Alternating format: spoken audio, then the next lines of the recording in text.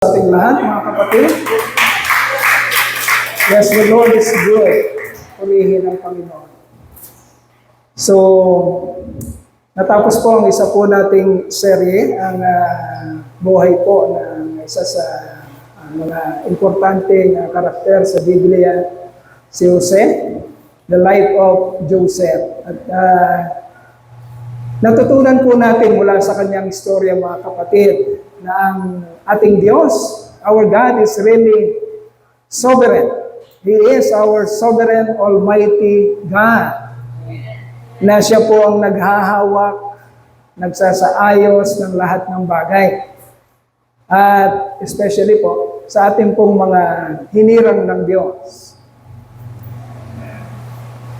Totoo pong nakikita natin yung pangako po ng Panginoon sa Romans chapter 8. Okay? Romans chapter 8 verse 28. Lahat ng bagay ay pinaglalakip-lakip ng Diyos sa ikabubuti ng mga taong nagmamahal sa Kanya. Yun nga lang po ang inaalam natin, mga kapatid. Kaya nagpapatuloy tayong mag-aral, nagpapatuloy tayong pumunta, makiisa, makibahagi, maglingkod sa Panginoon, sapagkat inaalam natin, yung pangako ba ng Diyos ay nangyayari sa atin. Iyan ang gusto nating matagpuan sa ating sarili. Because if the promises of God is not happening in our lives, hindi ito nangyayari, mga kapatid, then hindi po natin masusumpungan yung kaligayahang pinangako niya sa atin. At kapag hindi po natin nasusumpungan yung kaligayahang pinangako niya sa atin, mga kapatid, wala pong kabuluhan ang buhay na ito. Hindi po, it doesn't matter, mga kapatid, ano man ang sitwasyon natin sa buhay. Mayaman man tayo, mahirap man tayo, sikat man tayo, hindi man tayo napapansin. Doesn't matter. What matters, my dear brethren, is that we know very clearly and we understand and we experience what God has promised in our lives. And our God has promised us a life, an abundant life. Okay? The abundance na pinangako ng Panginoon, mga kapatid, hindi lang mga bagay na material. The first and foremost promise of God na magiging abundant sa ating buhay, mga kapatid, ay yung kapayapaan, that peace, that confidence, that yung sinasabi nating katatagan natin sa ating buhay pananampalataya. Nakagaya ng nangyayari sa buhay na pinag-aralan natin dati sa serye ni Joseph, ay makikita natin, it doesn't matter kung ano man yung pinagdaanan niya. Gaano man kahihirap ang mga pinagdaanan ni Joseph.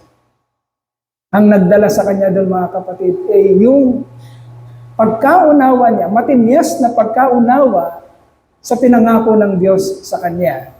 Kaya nanatili siyang tapat hanggang wakas at inani niya lahat ng katagumpayan, lahat ng kaligayahan, nakapangako in spite of having all these troubles and afflictions na dinanas niya. Okay? So ang sinusundan natin sa serye na ito, mga kapatid, is God's redemptive plan.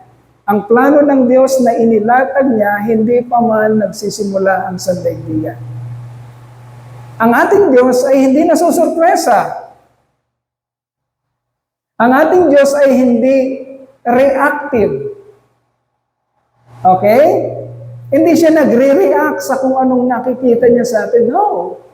God is sovereign. Inawit natin kanina. For from Him, and through Him, and to Him are all things. Hindi siya masusurpresa. Siyang namamahala sa lahat. Okay? At ang ating Diyos na tinatawag nating Ama, sa serye natin every Thursday, ang ating Diyos na tinatawag nating Ama, mga kapatid, ay may mainam, magandang plano, hindi pa man nagsisimula ang lahat ng ito. Okay? Inuunti-unti nating maunawa yon. Bakit? Para lumago ang ating kapayapaan, lumago ang ating kaligayahan, at lumago ang ating kumpiyansa na tama ang ating pinaninindigan, tama ang ating pananampalataya, at tama ang ating pinagkakatiwalaan. Okay? God's redemptive plan. Tapos na tayo sa Genesis. Ilang books ang Genesis, young people? 50. Okay. Pababa na ng pababa itong mga susunod na books. Ang susunod na book natin, mga kapatid, na pag-aaralan is Exodus. From there, kukunin po natin yung tema ng pag-uusapan natin sa buhay po ni Moses, the proclamation of power and providence. Okay? Kagila-gilalas po ang matutunghayan natin ngayon. Kung nag-enjoy tayo,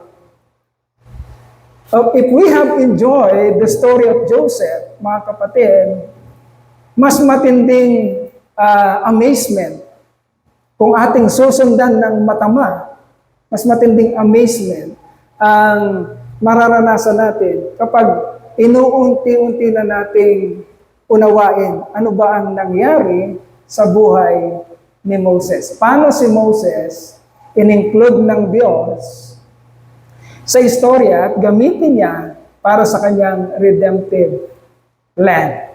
Okay? The proclamation of power and providence. It has been introduced last maybe 2 Sundays. Na-introduce na po siya. Kaya part 2 na po ito. Una yung introduction, then part 1, and then part 2. So bubuksan po natin, gagamitin natin ang teksto natin sa Exodus. If you have your Bible, please get your Bible and open it in the first chapter of Exodus. Okay, we will cover the whole chapter the whole chapter 1 of Exodus. Konti lang naman to. We only have 22 verses in the first chapter of Exodus. Okay. This first chapter is the prelude to the story of Moses. Di pa natin maririnig sa chapter 1 si Moses, pero makikita na natin sa chapter 1 na inihahanda ng Panginoon ang senaryo para ipakilala niya ang susunod na gagamitin niya sa kanyang redemptive plan.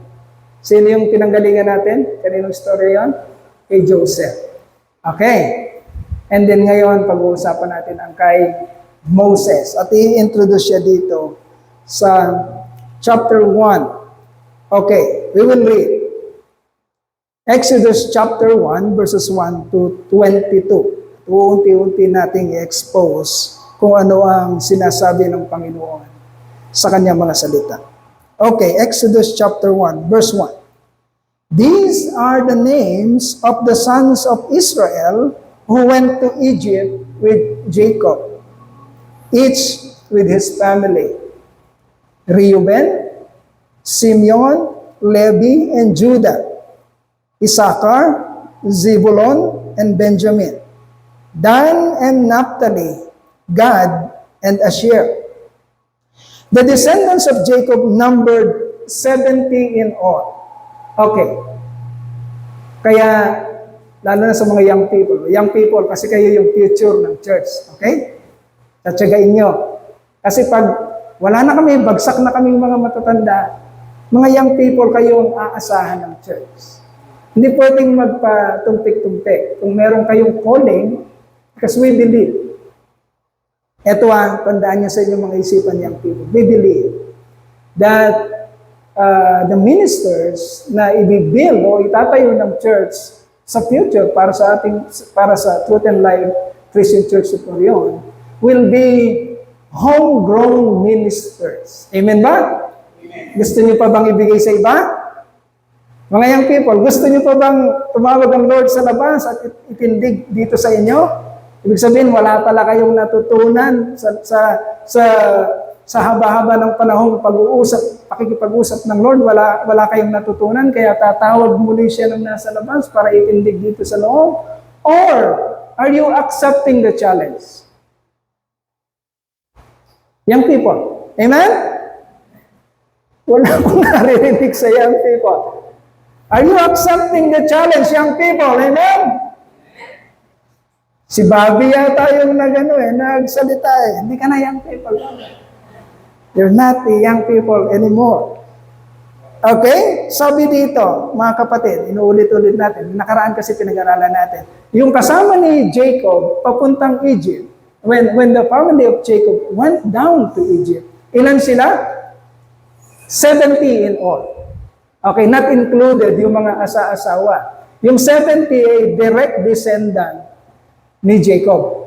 Okay? Kaya inulit niya yun dito sa Exodus. Nakita natin ito sa Genesis at inulit ito sa Exodus. Sabi dito, the descendants of Jacob numbered 70 in all. Bakit natin inaalam? Papakita kasi dito mga kapatid yung dakilang gawa ng Panginoon. Nung pumunta sila Jacob, tinawag siyang Israel, at ito na yung naging tawag sa lipi ni Jacob. Sila na yung mga Israel or Israelites. 70 lang sila doon na direct descendant. Okay? Ang pinag-aaralan natin ngayon mga kapatid is 430 years ang nagdaan na after that. Okay? Tumalon tayo ngayon from Genesis chapter 50. Tumalon tayo sa Exodus chapter 1, mga kapatid. At ang bumungad sa atin, mga kapatid, ay istorya kung saan ang gap nito ay 430 years. Okay? Ganon kalayo yon. Kaya kung hindi nyo kakalkalin sa inyong pag-aaral, eh parang nakita nyo, parang ganon-ganon lang, no? 430 years. Walang ibang istorya bukod doon. Okay, parang blackout yung istorya. Ang kasunod na istorya mula kay Joseph ay kay Moses na 430 years. Mga kapatid, bakit ganon? Because 430 years, mga kapatid, ay regalo ng Diyos sa Israel. Okay? For 430 years, binigyan ng prosperity, ng kapayapaan, ng kasaganaan ang Israelita, ng mga Israelita ng Diyos, because that is His promise to the Israelites. Gusto mo ba yun? 430 years na walang masyadong problema, wala kasi nakasulat eh. Puro prosperity. Kaya ang Israel, mula sa panahon ni Joseph na 70, tumalon tayo ngayon 430 years. Ang Israel ngayon, ang bilang nila is millions. Okay? After 430 years, the 70 Israelites back in the days of Joseph were now numbered millions. Okay? Pero ito na naman ang istorya. Dahil dumadami sila, magkakaroon na naman ng istorya. Okay, Joseph brought his family to Egypt and protected and provided for them there. Anong land yun, young people? Anong land? Sa Egypt? Goshen. Okay, Goshen. The Israelites lived long in Egypt in happiness and in prosperity. They increased in number and dahil lumago sila, dahil dumami na sila, nakikita ito ng pero. Nagsisirami ang mga Israelita. Kumakapal sila. Nakita ito ng pero. Because they increase in number, they become a threat to the new Pharaoh and to the kingdom of Egypt. Imagine that, from 70 to millions. Okay, after Joseph and all his brothers were dead, a new king Anong tawag sa king ng Egypt?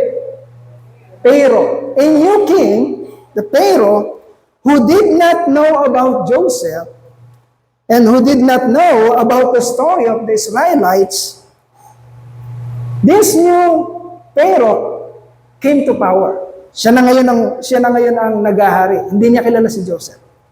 Instead of seeing the Israelites, instead of enjoying the friendship between the Israelites and Egypt, hindi yun ang nakita ng bagong hari ng Ehipto. Instead of seeing the Israelites as an asset for his kingdom, the new Pharaoh think of them, the Israelites, as a threat. Kala niya threat ang mga Israelites. So the new king devised an evil plan to oppress them and kill their spirit and stop their growth as a nation. Okay, napraning na itong Pharaoh. Yun na yung istorya. After 430 years ng abundance, aalisin na sa kanila yung kaligayahan na yun. Bakit? Kasi may pangako si Yahweh kay Jacob bago siya namatay at bago siya pumunta ng Ehipto. Anong pangako ni Yahweh kay Jacob bago siya pumunta ng Ehipto? Ano yung pinag-aaralan natin? Sabi niya, "Huwag kang mag-alala, Jacob. Pupunta ka dun sa Ehipto, pero hindi yun ang iyong permanent address. I will take you back. I will bring you back to the land that I have promised to your father Abraham, to your father Isaac, to you, Jacob, and to your offsprings." Okay? Babalik na kasi. Kaya may mangyayari na naman sa Egypt na magiging dahilan para ibalik na naman ng Diyos ang mga Israelita sa kanyang lupang ipinangako. Okay, verse 6 to 10. Now Joseph and all his brothers and all that generation died. But the Israelites were fruitful and multiplied greatly and became exceedingly numerous, so that the land was filled with them. The new king, who did not know about Joseph, came to power in Egypt. "Look," he said to his people, "the Israelites have become much too numerous for us. Come, we must deal shrewdly with them, or they will become even more numerous, and if war breaks out, we'll join our enemies, fight against us, and leave our country." So, pinangunahan na nung hari ng Ehipto, nung Pharaoh, kung ano yung mangyayari. Okay? Kaninong kaisipan ng meron sa kanya? Kay Satan. Sa kalaban ng Diyos. Okay? Tinuturuan ng kalaban ng Diyos itong Pharaoh na ito. Makikita natin mamaya the very difference of wisdom and shrewdness, yung ruthlessness na meron ang isang Pharaoh. So, the new Pharaoh was so afraid the Israelites would become so numerous and that they would become powerful, will threaten his kingdom. Now, because of Pharaoh's insecurity, okay, young people, insecurity, confidence. Tingnan niyo yung pagkakaiba nun, ha? Anong meron ka ngayon, young people? Insecurity, insecure ka ba? Insecure ka ba? Or meron kang confidence? Or confident ka? Kanino galing ang confidence? Sa Diyos. Kanino galing ang insecurity? Okay, kay Satan. Tandaan mo, ha? Baka nag-harbor ka ng spirit of insecurity. Hindi galing sa Diyos yan. Pag-aralan natin. So, because of Pharaoh's insecurity, he made a plan, he devised to put slave masters. Medyo nagkabalik na mali ako. Meron ba dyan? Meron ba, Midel? Okay. He put slave masters over them to oppress them with forced labor. Okay, naisip ng Pharaoh na baka maging kalaban natin to pag lalong nakumpiyansa sila at lalong dumami. Anong gagawin natin? Pagtrabahuin natin ng matindi. Pabigatin natin ang kanilang mga loads para hindi na nila maisipan ang mga pleasures nila. Para hindi sila dumami at manghina sila. Okay? Insecurity. So, this Pharaoh, yun ang kanyang plano para mapigilan ang Israel. Akala niya, mag-work out ang kanyang plano.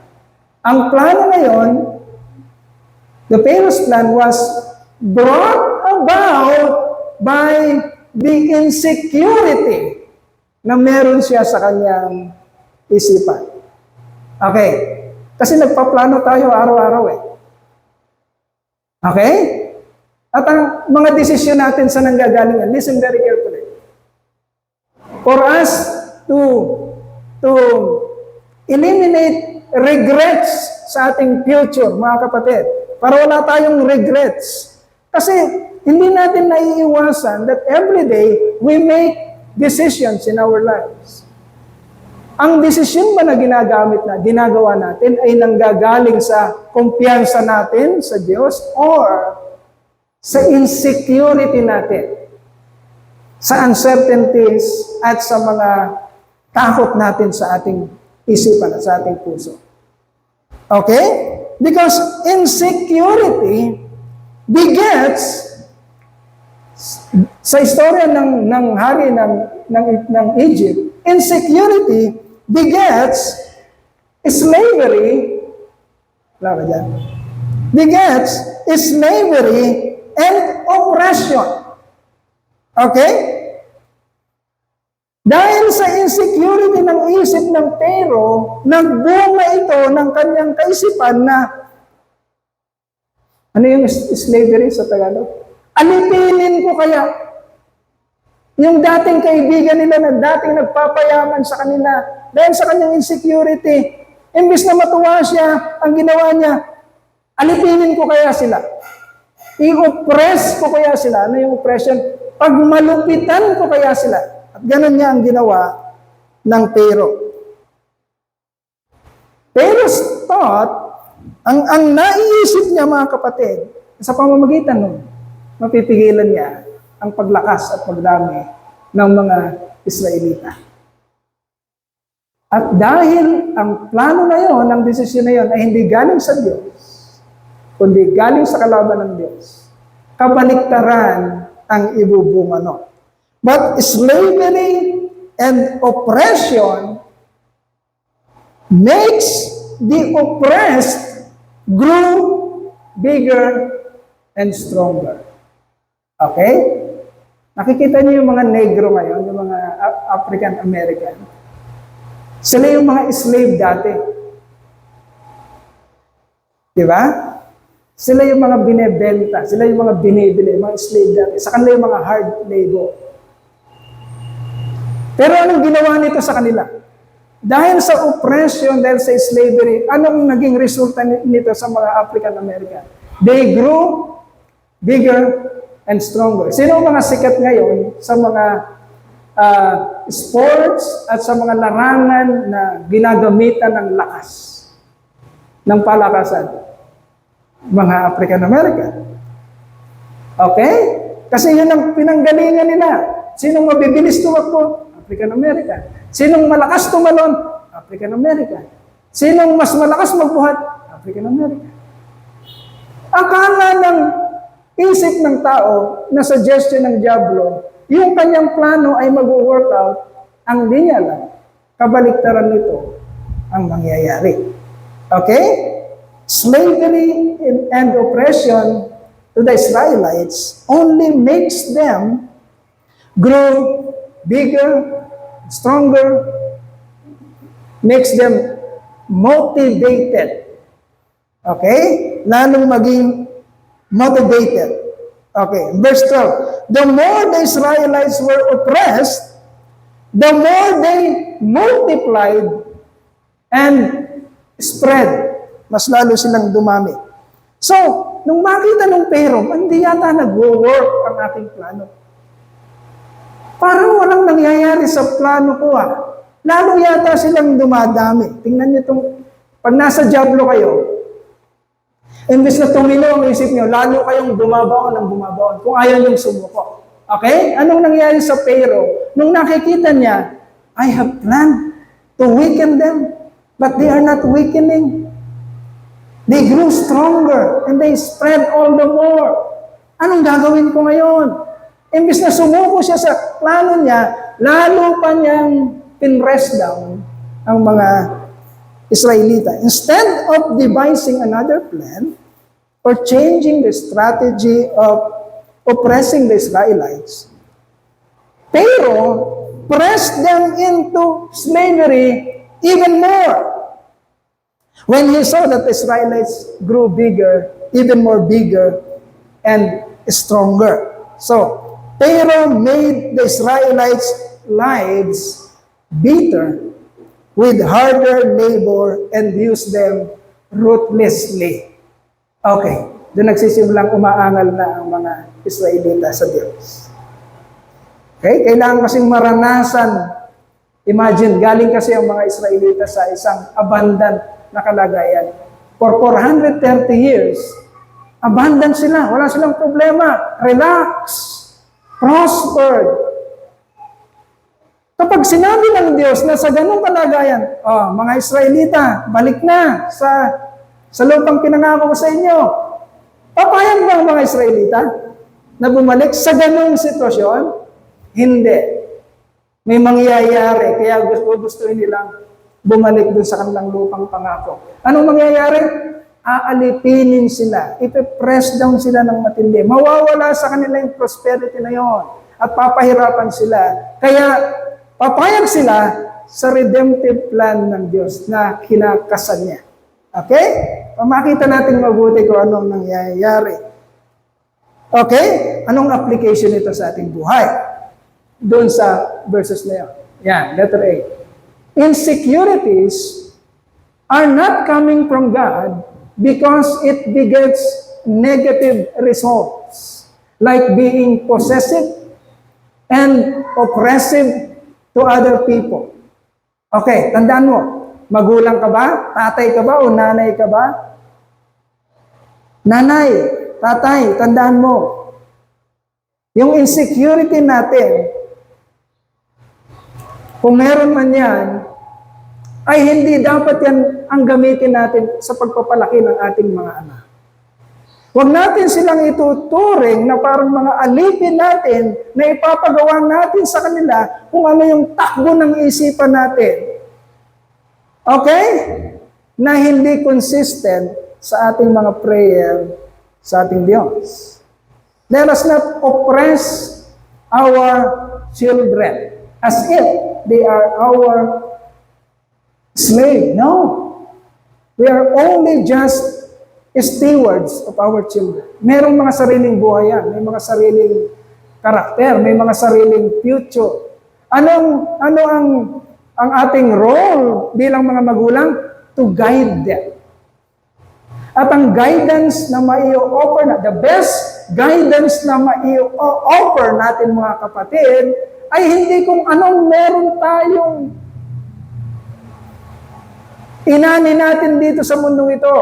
Ang best guidance na may offer natin sa ating mga anak, mga kapatid, is the wisdom that is coming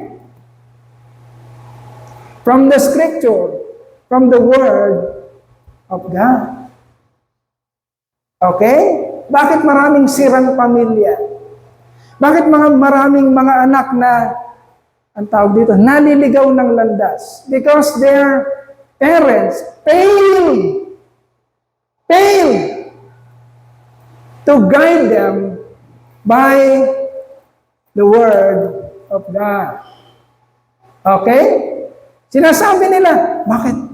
Hindi naman ako nagkulang Binigay ko naman lahat Ang bawon nga niya araw-araw sa school, 1,000 Bakit nagkaganon pa yung bata na yun?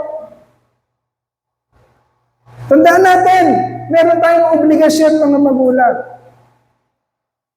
Huwag tayong ma-insecure sa mga nangyayari sa mundong ito na parang ang paghuhugutan ng ating kaligayahan ay para makasabay tayo sa mundong ito. No, no, no, no. Tandaan mo, hinirang ka ng Diyos. You are an elect of God. At iba ka sa sanlibutan. Tandaan mo yan. Kailangang makita ng mga anak mo, ikaw bilang example na iba ka, consecrated ka. You are separated from this world. You are living the life of righteousness and holiness that God requires from you. Sa ganung paraan, nagkakaroon ka ng karapatan na magsalita sa kanila, anak, mali yan. Gantong gawin natin, gantong sinasabi ng Diyos. Hindi ka nila babalikan at titignan. Oh, si daddy naman, galing magsalita, wala namang gawa. Hindi ka nagbabalikan ng ganon. Pag nagsalita na sa kanila ng katotohanan, makapangyarihan mo. Bakit? Nakikita kanila as a very good example of the words that you're saying. You are walking the talking. You walk the talk. Okay? Kung ikaw naman ay pastor ng church, si pastor tayo. Kung ikaw naman ay pastor ng church, leader ka ng isang organisasyon, leader ka ng church, huwag mong tingnan ang mga co-members mo na parang slave mo sila. Kagaya ng nangyayari ngayon sa TV. Nababalitaan yung nangyayari ngayon sa TV? Nababalitaan niyo yung mga sikat at mararaming membership sa kanilang mga churches na ang tingin sa church nila ay, this is my kingdom. I am the king. I oversee all of them. They are all my slaves. Oh, beautiful woman.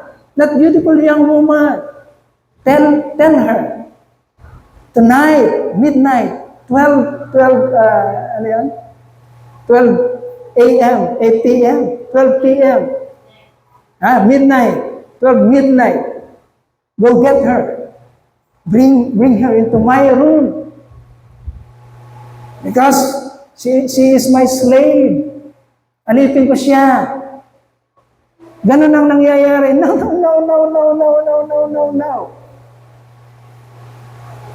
Pastor ka, yes, tinawag ka. You should be respected, yes.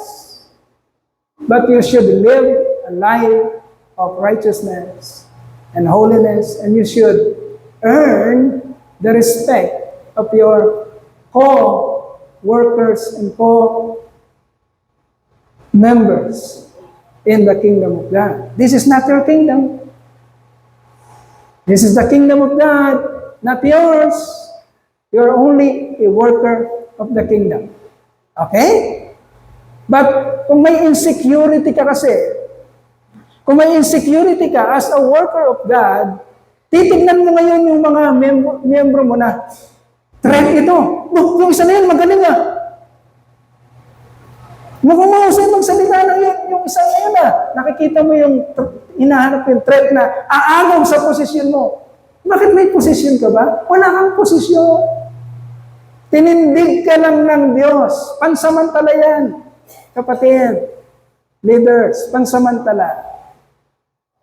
Do your calling faithfully, with all honesty, with holiness and righteousness. Huwag mo hayaan na yung insecurity na sinasuggest ng kalaban sa iyo ay magbunga sa iyo na pagtingin sa iyong co-member sa church as utusan mo, slave mo, magagawa mo sa kanila kung anong gusto mong gawin. Okay. And then, letter B, consider it a blessing. Consider it a blessing of God when you see yourself being oppressed or afflicted today by circumstances. Because like what we have seen from the Israelites, it could only make you grow bigger and stronger instead of getting weaker. Lalo kang napiprepare. Pag pinapress down ka, pag minamaliit ka, when you are afflicted, when you are insulted and everything, mas lalo kang napiprepare, mas lalo kang namomotivate. Ginagamit ng Diyos ang afflictions na yan, kagaya ng nangyari kay Joseph, para lalo kang maging preparado na pagka dumating na ang panahon na ititindig ka ng Diyos bilang kanyang ministro sa harap. Walang makakatibag sa iyo. Okay? Dahil mas matindi ang practice mo kaysa sa totoong battle. Parang Pacquiao. Okay? Pinapatay ang sarili sa practice para pagdating na sa totoong laban, ano na lang? Madali na lang. Alam natin yan. Young people, alam niyo yan. Pinapatay niyo yung sarili niyo, sinusunog yung kilay niyo sa practice o sa review. Para pag totoong exam na, madali na lang. Totoo ba? Di? Parang totoong exam, madali na lang. Pero kung ayaw mo ng mga afflictions, ayaw mo ng mga problema sa buhay, gusto mo hayahay, gusto mo, as ba kaya? Ganun ka, hayahay ka? Ayaw mo ng mga afflictions, pagdating ng kapagsubukan, iyak ka, ngal-ngal ka, nga. Bakit? Hindi ka nakahanda. So, consider it a blessing of God when you see yourself being oppressed and afflicted by any circumstances. Inihahanda ka lang ito. Kapatid. Okay, 15 to 16. The king of Egypt sent to the Hebrew midwives, whose names were Shipra and Pura. O, young people again, remember the names. Ang istorya na ito ay nasulat thousands of years ago. Okay? Thousands of years ago. Pero, mapalad ang mga, ano sila? Midwives. Ano sa midwife ang Tagalog? Ay, Tagalog na midwife? Kumadrona. Midwife ka ba, ma? Hindi naman. Si ate ko kasi nurse. Midwife ay kumadrona. Ang nurse ay, ano sa Tagalog? Nurse. Bakit? Nurse. Yan. Kumadrona ay, tama ba? Midwife, kumadrona. Ang nurse ay nurse, katulong ng doktor. Okay. Thousands of years, mga kapatid, thousands of years, pero isinulat ang mga pangalan nila, young people. Isinulat ang mga pangalan nila para matandaan nyo sila at magamit ang buhay nila para sa inyong paglagong spiritual. Okay? Hindi sila shadow Christians. Ang mga shadow Christians, mga kapatid, ay yung mga pangalan hindi na isulat. But if your name was written in these important books, the 66 books of the Bible, if your name was written there, mga kapatid, ano ka? Significant ka. May ginawa kang matindi. May ginawa kang kagamit-gamit, matinding gamit sa plano ng Diyos. Ang mga pangalan ng mga midwives na ito, mga kapatid, ay Shipra and Pua. Okay? Shipra and Pua. Young people. But ano bang ginawa ng mga midwives na ito? Ano bang ginawa ng mga midwives na ito? Okay, 15 to 16. The king of Egypt sent to the Hebrew midwives, whose names were Shipra and Pua, when you help the Hebrew women in childbirth and observe them on the delivery stool, if it is a boy, kill him. If it is a girl, then let him live. Sabi ng Pero. Ang tindi ng Pero, ang tindi ng insecurity, no? Meron kayong naaalala sa senaryo na ito? As early as, tingnan nyo yung redemptive plan ng Lord, ha? Sa panahon ni Abraham, ang niligtas doon is yung anak niya. Sino?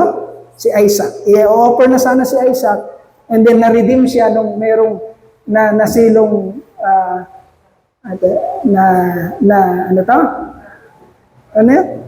Ram dun sa ticket, sa bush. Na-redeem siya. Sa panahon ni Abraham, ang na-redeem is his son. Sa panahon ni Joseph, ang na-redeem ay ang family ng Israel. Sa panahon na pag-aaralan natin, ang nire-redeem ng Lord o nililigtas niya is the whole nation. Okay? Sa panahon ni Jesus Christ, nire-redeem niya ang the whole world. Tingnan niyo yung grand plan. Inuunti-unti tayo ng Lord para maintindihan niyo. From a single man, to a family, to a nation, to the world. Okay? May ginagamit ang Diyos kung paano niya ayusin ang kanyang redemptive plan. Okay? The new Pharaoh, because of his insecurities, commanded the midwives of the Israelites to kill every male child that will be born. Shipra and Puah. Remember that names.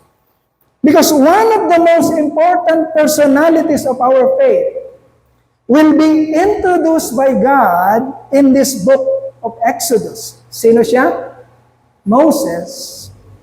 The enemy of God worked overtime to eliminate this soon to be a baby. Okay? A male child. The enemy of God worked overtime to eliminate him before he was born. May nakikita kayo doon? Moses is a type of the coming Jesus Christ, of the coming Savior. Because Moses in this story of Exodus will be used by God sa isang malawakang ministry. Okay? Siya ang gagamitin ng Diyos para ilabas ang mga Israelites pabalik dun sa pinangako ng Diyos na lupa. Kaya,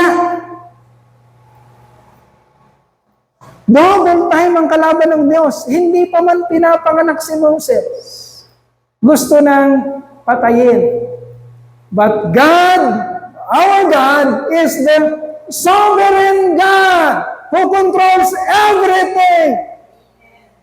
Hindi mangyayari kung ano yung sinasabi ng seemingly the most powerful man sa mga panahon na yan, Pharaoh. Hindi mangyayari ang sinasabi ng Pharaoh. But because of God's sovereignty over every circumstances, whether it is good or bad, God used men and women of faith as His agent in countering the works of the enemy and move forward to His divine plan of redemption. How God works? Paano nagtrabaho ang Diyos dito? The midwives, nakasulat ba yan, Midel? Ayan. How God works? The midwives did not obey Pharaoh because they feared God more than Pharaoh. Ganun ka ba? Okay. Kung ikaw ay elect ng Diyos at gusto mong yung pangalan mo ay maisulat sa aklat ng buhay. Actually, nakasulat na sa aklat ng buhay. Okay? Kung ikaw ay, ang pangalan mo ay nakasulat sa aklat ng buhay, ang istorya ni Shipra at Puah ay nakasulat sa Scripture, mga kapatid. Nangyayari ba ito sa'yo? Hindi ka ba mas takot sa sanlibutan, sa sasabihin ng sanlibutan, kaysa sa sasabihin sa'yo ng Diyos mong nasa langit? Okay? Ganun ka ba? Especially young people. Anong mas humahatak sa'yo? Nasa gitna ka. Etong sa Diyos, etong para sa sanlibutan. Saan ka mas natatakot? Sa sasabihin ni kabarkada? Ni kaibigan? Ni kumpare? Ni kasama sa trabaho? Ni kaklase? Or maninindigan ka at hindi ka makikipagkompromiso, susundin mo kung ano yung utos ng Diyos. Anong pinakita dito? The midwives obeyed God because they are more fearful of God than of Pharaoh. At ganun dapat makita sa atin, mga kapatid. They let, in verse 17, they let the newly born baby boy live. And then in verse 18 to 19, they lied. Verses 18 to 19. Verses 18 to 19. They lied about the manner. Then the king of Egypt summoned the midwives and asked them, "Why have you done this? Why have you let the boys live?" The midwives answered Pharaoh, "Hebrew women are not like Egyptian women. They are vigorous and give birth before the midwives arrive." Okay. Ngayon, tatanungin ko kayo, is it a lie? Nagsinungaling ba ang mga midwives sa Pharaoh? Tatawagin ba natin itong lie? Because the New Testament said that liars don't go to heaven. Okay? Now, if we will expose the real meaning, yung pinag-uusapan dito mga kapatid, nagsinungaling ba ang mga midwives? Ayan sabi kasi ng New Testament, liars do not go to heaven. Is this statement of the midwives a lie?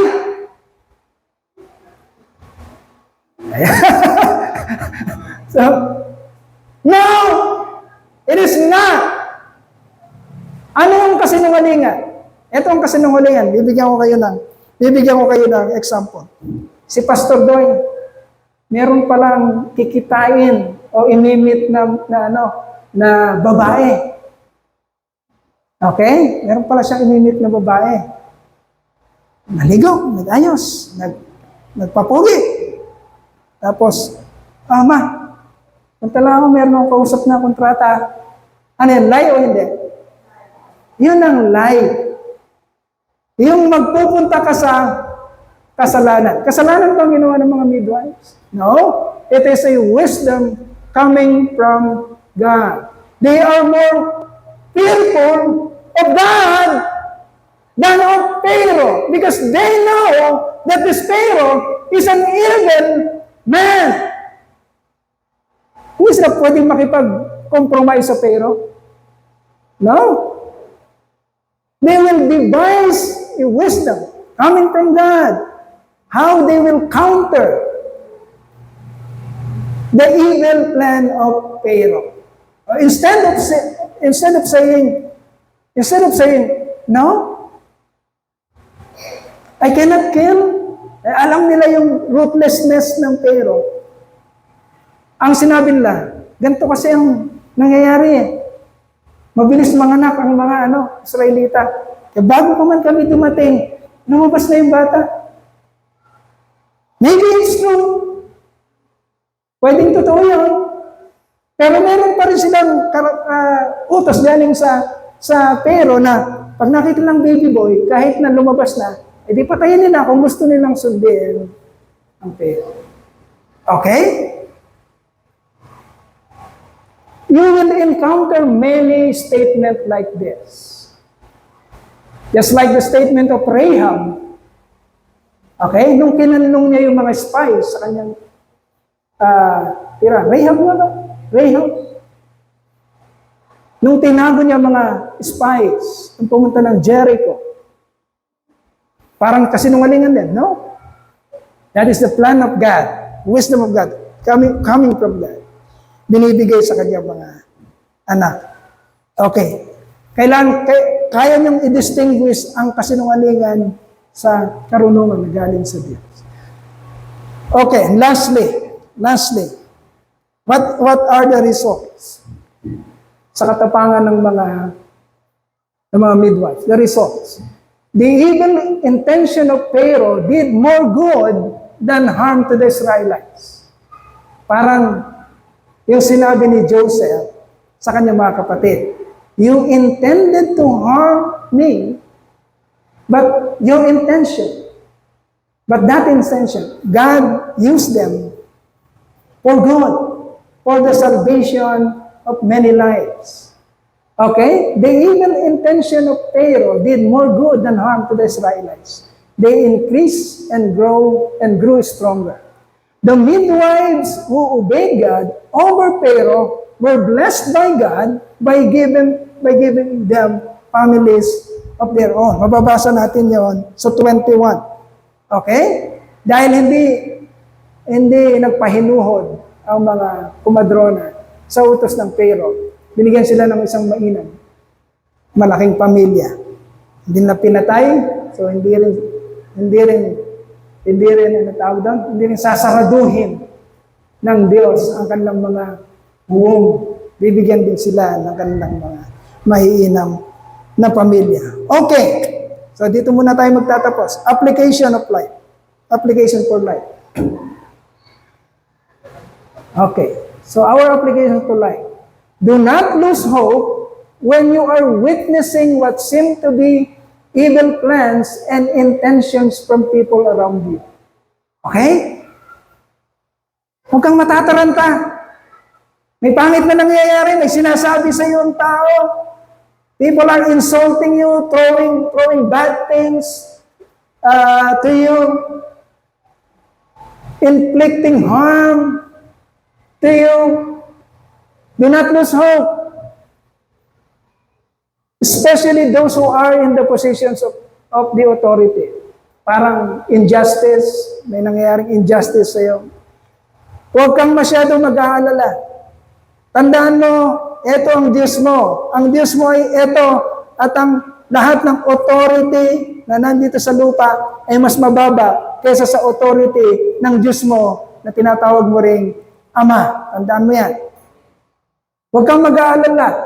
Ang Diyos mo pa rin ang may authority over all the authorities na nasa ilalim niya. Remember that God is the sovereign, powerful, and full of wisdom. He can thwart every evil things and intentions of men. Pwede niyang pigilan yun, kung nakakasama talaga sa'yo, nakakasakit, pwede niyang pigilan, isang way yun, isang paraan, or hindi niya pigilan yung masamang nangyayari sa'yo, pero gagamitin niya naman yun sa mas mainam na paghahanda sa buhay mo. Okay, kagaya ng nakita natin kay Joseph. Hindi pinigilan ni Joseph, ng Diyos yung nangyari kay Joseph. Talagang binenta siya, talagang nakulong siya, talagang kinalimutan siya, pero lahat ng yan ay ginamit ng Diyos para ihanda siya sa dakilang plano ng Diyos sa buhay ni Joseph, sa kanyang pagkagamit. So, alisin natin lahat ng ating kayabangan, lahat ng ating insecurities. Okay, ano ang takeaway natin? Middle? Yan, conclusion.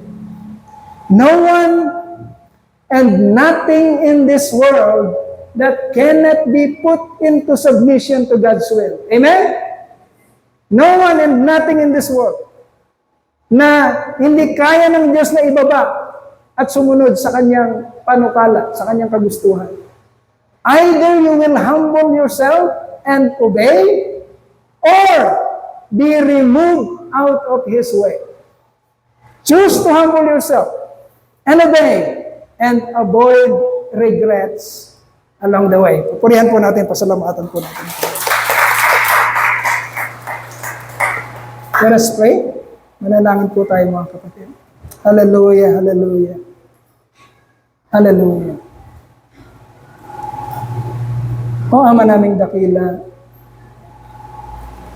lubos po ang aming pagpapasalamat, Panginoon. Patuloy kang nagpapakilala, patuloy kang nagpapakita kung bakit ka namin dapat pasalamatan, papurihan, at sambahin. Ama, salamat po. You are always intervening in our lives. And you use all these things for us, your children, for your elect, para makapunta kami, Panginoon, sa ipinangako mong lugar ng kapahingahan. Salamat, Lord. Patuloy mong ginagamit ang mga buhay ng mga nauna sa amin. Ginamit mo ang buhay ni Abraham, ni Isaac, ni Jacob, ni Joseph. Ngayon, pinapakita mo at tinuturo mo sa amin paano mo ginamit si Moses. We are expecting, Lord God, we are anticipating for your wisdom, for your goodness, na patuloy na ibabalong sa amin, Panginoon, upang kami po'y lubosang tumatag, manindigan sa aming pong pananampalataya. Lahat ng ito, Ama, ay binabalik namin sa iyo. Sa iyo pong papuri, parangal, kataasan, pagsamba. All this we claim in the mighty name of your Son, our Lord and Savior Jesus Christ. Amen, amen, and amen.